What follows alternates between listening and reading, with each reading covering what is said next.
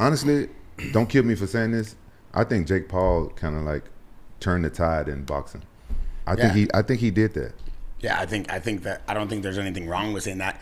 Listen, he could have chose any sport that he wanted to go out and compete against and like become something in, and he chose boxing, and he brought a lot of limelight to it. I feel like except like soccer, basketball, football. Yeah.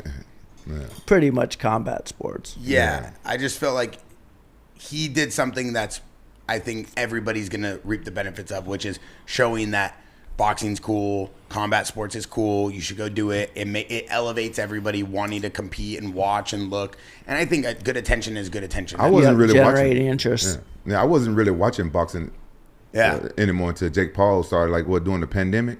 Yeah, roughly around there. I think Francis Ngannou also helped with that. Yeah, Francis did, but I'm he saying... He piggybacked and jumped in there. And One thing I remember watching was when you left the UFC and then you made your return, and it was UFC 157 against Koscheck, and there was like this stoppage issue, but you were smashing him with elbows, and you were beating, and he tried to protest the fight, right? Contest it after.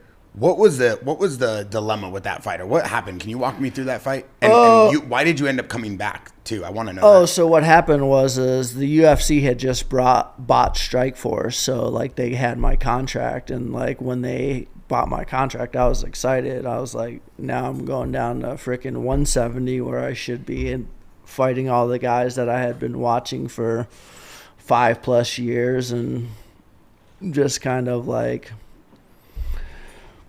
They had my contract, and I was happy. I don't think the fighters didn't realize who I had become over that time, and I was focused too. I was on the big show. Before, when I was in the UFC, I like wasn't part of the show, and when I mean wasn't part of the show, it was fight, go home. Like I wasn't promoting myself. I didn't want to do interviews, but when I came back, I was more engaged with what I needed to do as a professional, and then it just showed with my fight skills too. But with Koscheck, it was he took me down, but I was in shape, so I just kept getting up, getting back up, and then I think I hit him with like a knee to the chest, and then front headlocked him, hit him, went behind, and then just started hammering him, and the ref freaking stopped it. But if you go back and watch the freaking highlights, the guy's head was like bouncing, so it wasn't like and I was bringing those from freaking the top rope, those shots, but